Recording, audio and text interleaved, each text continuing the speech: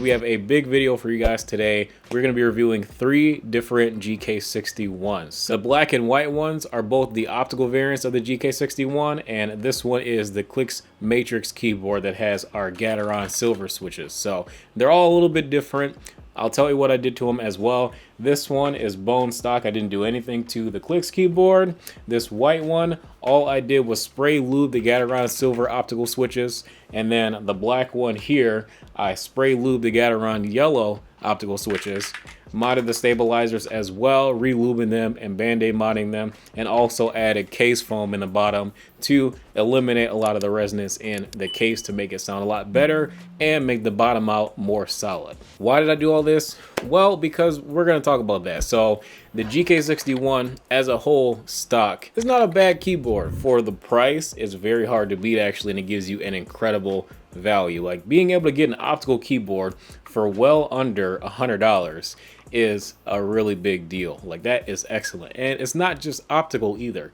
It's optical, it's hot swap. You can swap out and try different optical switches, even though I do think one of them is kind of the definitive switch. But with it being able to be optical, that leaves you with some options. So you can pull out the switches individually, and you can either spray lube them like I did. If you guys want to hear a sound test of the difference between how they sound stock and how they sound after spray lubing, I'll leave that link in the description below. But even after spending, $60 to $80, the GK61s kind of range from, they can be improved, and you don't really have to spend a ton of money either. You spray lube them, pay for the spray lube, I think it's less than $10.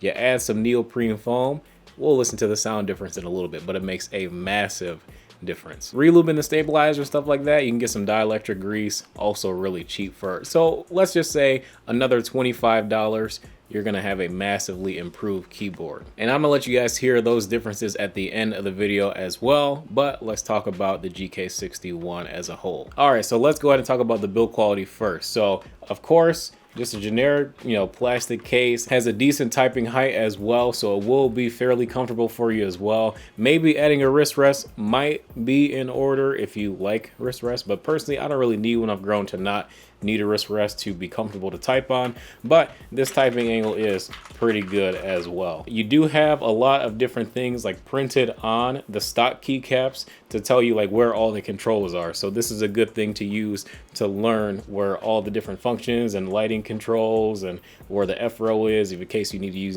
function 1 through 12 or whatever. Nice to know where all those functions are. Now, something a little bit unique about the GK61 that I have liked compared to other 60% keyboards is that they have the function key all the way to the right underneath the shift, and they moved over the control key, where typically the layout is going to be control all the way to the right. And what that does for you on the AM Pro 2 to use the arrow keys is a little bit different. You just tap either control, this menu button function, or shift, and you tap it and it actuates the arrow key. But the problem with that is what happens if you need to hold the arrow key. But uniquely on the GK61, since having the function keys over here, you have your arrow keys mapped right here as a secondary function, and you can very easily hold the arrow keys, which eliminates the use for like the magic caps lock and all that stuff, and having the WASD as your arrow keys, which is nice. But this implementation I think is a lot nicer and a bit more natural to people that are used to using 10 keyless keyboards or full size or whatever. Like I said in the beginning of the video, this keyboard is optical as well as hot swap. So you can try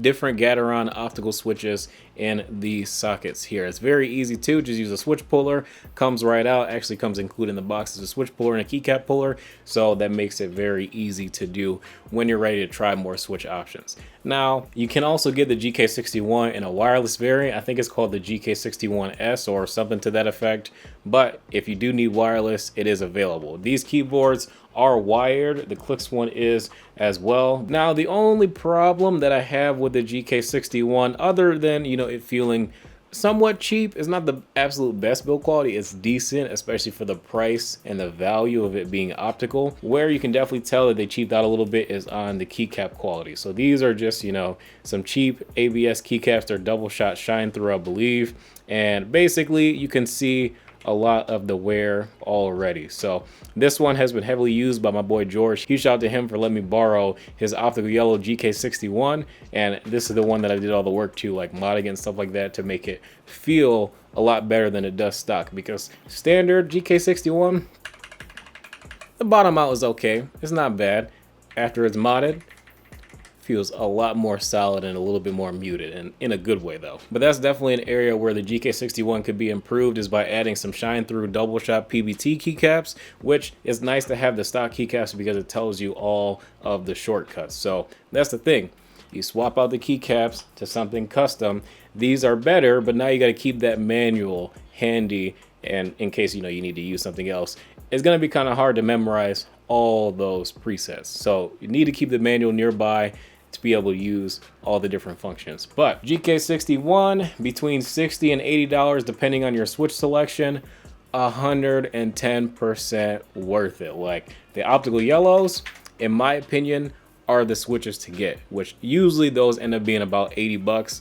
Highly recommend it. But in the case of the standard GK61 that does not have optical switches, you are able to use cherry, kale, Gateron, whatever. It's up to you. You can swap them out, and it does support up to 5-pin switches as well. Now in this Matrix Clix keyboard, we have something a little bit special. This is the Gateron Speed Silver switches, which I still can't find to this day. I don't even know where you buy these switches, but these are very good as well.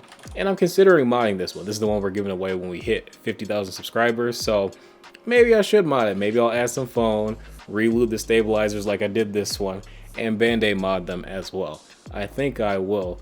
Maybe I'll make a video about it. But this keyboard, it is very unique as well. Like, obviously compared to the standard GK61, you do get this red casing with the Matrix keyboard and Clix logo on the keyboard as well in this unique colorway. But port selection obviously the same. It's a USB Type-C all the way to the left side of the keyboard, exactly the same as the other GK61s.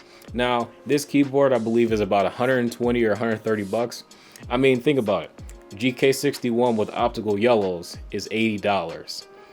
Matrix Elite keyboard, or another variant of the GK61, this is 120 bucks. Now these keycaps themselves are $35. And then the Gateron Speed Silver switches, you can't even find them if that's the switch that you go with. So I don't even know how much they would cost. But let's just say that a pack of these switches is like 30 bucks or 15 bucks or something like that. There you go. And then the rest of the keyboard, it's a unique colorway, so naturally it would cost a little bit more for the unique color than the standard GK61s. So keycaps, very high quality. Like, these are double shot PBT and shine through, and they feel substantially better than the ones that come on the stock GK61s. Like, Matrix keyboards, in my opinion, make some of the nicest aftermarket shine through keycaps available today. Now next, I hope that Matrix comes out with more keycaps that aren't necessarily shine through to better suit, maybe the custom market a bit more. But this is more mainstream, I think, and if you really like RGB, you'll appreciate the shine through aspect of these.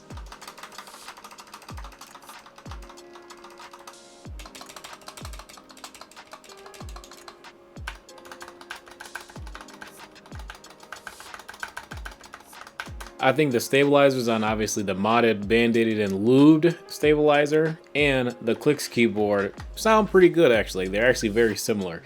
This one, the stock GK61 stabilizers, they're okay. They're not horrible, but they're just kind of eh. But overall, for recommendations for the next version of the GK61, I would just like to see double shot PBT keycaps, and the price should stay the same. If they can do that, keep the price the same, keep the same low cost to entry on the optical, hot swap, USB Type-C, small form factor gaming keyboard. I mean, dang, you guys are killing it. Like, this is a really good deal for the price. Sorry it took me so long to do the review too. Like, I've been super busy, but I definitely think the GK61 as a platform is a very good value. But alright guys, that is going to be it for this video. If you guys enjoyed, be sure to drop a like and subscribe if you are new to the channel as well.